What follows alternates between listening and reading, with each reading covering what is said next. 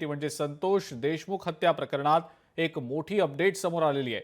फरार असलेल्या आरोपींची संपत्ती जप्त करण्याचे आदेश देण्यात आलेले आहेत। आताच्या घडीची ही महत्त्वाची मोठी बातमी आपण पाहतो आहोत। सध्या बीड प्रकरणात जे आरोपी फरार आहेत त्यांची संपत्ती जप्त करण्याची प्रक्रिया तातडीने सुरू करा असे आदेश मुख्यमंत्री देवेंद्र फडणवीस यांनी सीआयडीचे अतिरिक्त महासंचालक बुर्डे यांना दिलेले आहेत।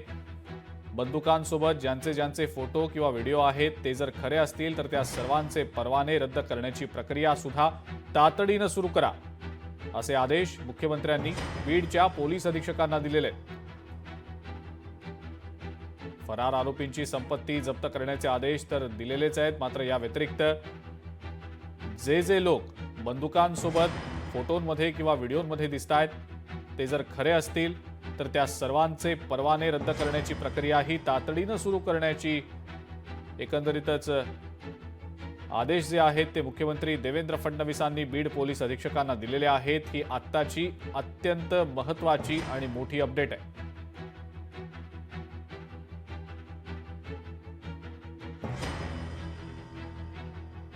गेले काही दिवस सातत्याने आपण पाहतो आहोत मस्साजोगचे सरपंच संतोष देशमुख यांच्या हत्या प्रकरणामध्ये 7 आरोपींपैकी 4 आरोपींना तर अटक केली गेलेली आहे, मात्र उर्वरित जे 3 आरोपी आहेत ते अजूनही फरार आहेत आणि या सर्वच्या सर्व आरोपींना अटक करून त्यांच्यावर कठोरातली कठोर कारवाई केली जावी या अनुषंगाने आज बीड शहरामध्ये सर्वपक्षीय मोर्चा देखील काढण्यात आलेला होता।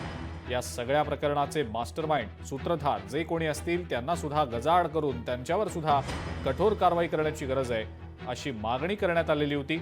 याच अनुषंगाने आता ही एक अपडेट समोर येते, ती म्हणजे फरार आरोपींची संपत्ती जप्त करण्याचे आदेश स्वतः मुख्यमंत्र्यांनी आता दिलेले आहेत। चेतन ननावरे आपले प्रतिनिधी आपल्या सोबत आहेत सध्या।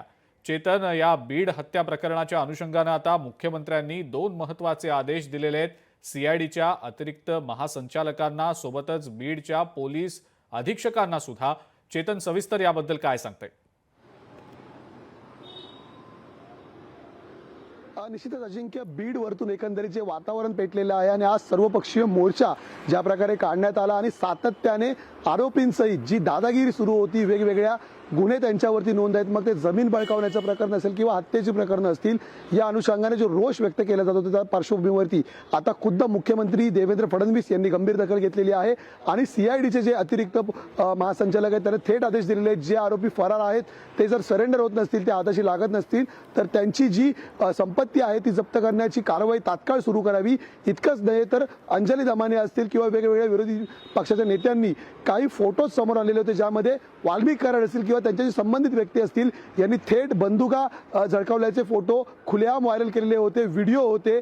आता या ज्यांनी हे बंदुकीचे फोटो पोस्ट केलेले आहेत, सार्वजनिकरित्या उघड केलेले आहेत, काही क्षणांसाठी थांबवतोय तुम्हाला। सामाजिक कार्यकर्त्या अंजली दमानिया सुद्धा आपल्या सोबत सध्या फोन लाईन वरनं जोडल्या गेलेल्या आहेत। अंजलीजी, आपण सातत्याने ज्या गोष्टींचा पाठपुरावा करत होता त्यापैकी काही गोष्टींच्या अनुषंगाने स्वतः आता मुख्यमंत्र्यांनी अतिरिक्त पोलीस महासंचालक जे आहेत सीआयडीचे त्यांना आणि बीडच्या पोलीस अधीक्षकांना आदेश दिलेले आहेत। आपली या सगळ्या संदर्भातली पहिली प्रतिक्रिया? आताच मला एक्झॅक्टली ते काय म्हणाले ते आधी सांगा।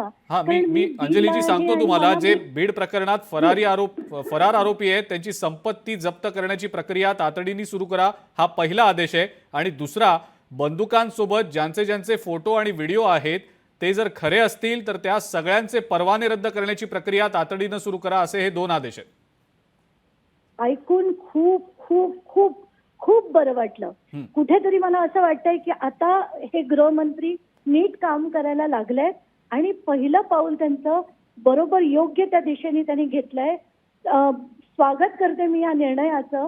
आणि मला असं वाटतंय की फक्त त्यांनी आरोपी जे फरार आरोपी आहेत त्याच्यापैकी वाल्मिकी कराड पण आहेत का, हा एक मला प्रश्न त्यांच्याकडनं त्याचं क्लॅरिफिकेशन लागेल। कारण 3 आरोपी फरार आहेत आणि त्याच्याबरोबर वाल्मिक कराड पण फरार आरोपी आहेत, तर त्यांची पण संपत्ती जप्त होणार आहे का, त्यांच्या गाड्या जप्त होणार आहेत का, त्यांचे रिसॉर्ट जप्त होणार आहे का, जमिनी जप्त होणार आहेत का, याच्यावर थोडीशी क्लॅरिटी मिळाली असती तर बरं झालं असतं. याच संदर्भातला जो काही अपडेटेड पार्ट आहे तो निश्चितपणे समोर येईलच अंजलीजी. मात्र तुम्ही सातत्यानं जे सोशल मीडियाच्या माध्यमातून गेले काही दिवस बंदुका आणि गोळीबार करतानाचे वाल्मिक कराड आणि त्यांचे जे कोणी लोक असतील त्यांचे फोटो व्हिडिओ पोस्ट करत होतात, त्या अनुषंगानं सुद्धा एक आदेश दिला गेलेला आहे परवाने रद्द करण्यासंदर्भातला. त्याबद्दल नेमकं काय वाटतं?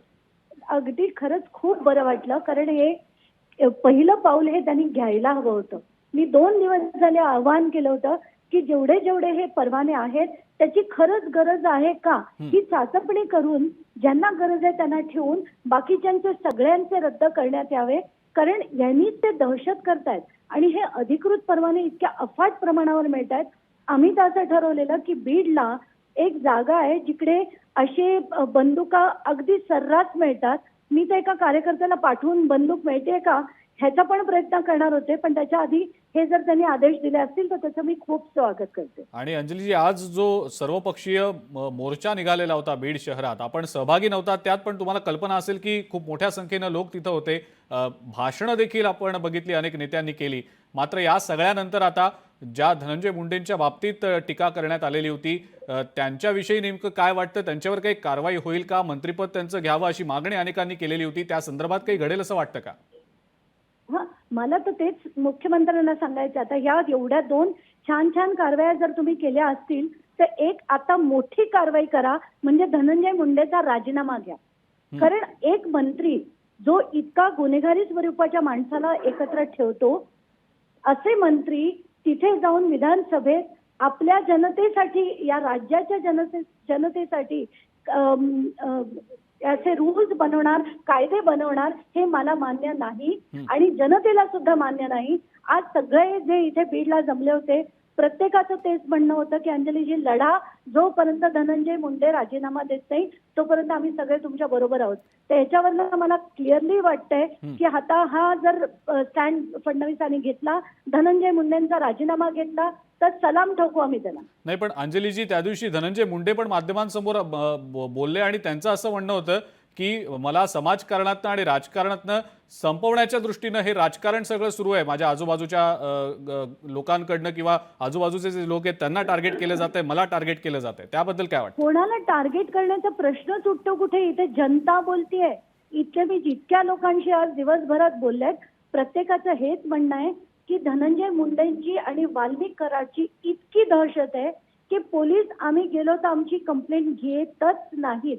एक एक माणसाने जेव्हा सांगितलं तेव्हा माझी 100% खात्री पटली आहे की हे जे म्हणतायत आणि जो आव आणतायत तसा अजिबात नाहीये. ठीक आहे अंजलीजी, खूप खूप धन्यवाद. आपण लोकशाही मराठीशी बोललात, प्रतिक्रिया दिलीत त्याबद्दल. ही अत्यंत महत्त्वाची आणि एक मोठी बातमी आपल्यापर्यंत आलेली होती. संतोष देशमुख हत्या प्रकरणामधली ही मोठी अपडेट होती. मुख्यमंत्री देवेंद्र फडणवीस यांनी 2 मोठे आदेश दिलेले आहेत. जे आरोपी फरार आहेत त्यांची संपत्ती जप्त करण्याचे आदेश CIDच्या अतिरिक्त महासंचालकांना दिलेले आहेत. तर ज्या बंदुका फोटो आणि व्हिडिओच्या माध्यमातून झळकावल्या गेल्या होत्या, ज्या व्यक्तींकडनं झळकावल्या गेल्या होत्या, त्या जर खऱ्या असतील, ते फोटो ते व्हिडिओ जर खरे असतील तर त्यांचे परवाने रद्द करा असे आदेशही मुख्यमंत्र्यांनी आता पोलीस अधीक्षक जे आहेत बीडचे त्यांना दिलेले आहेत.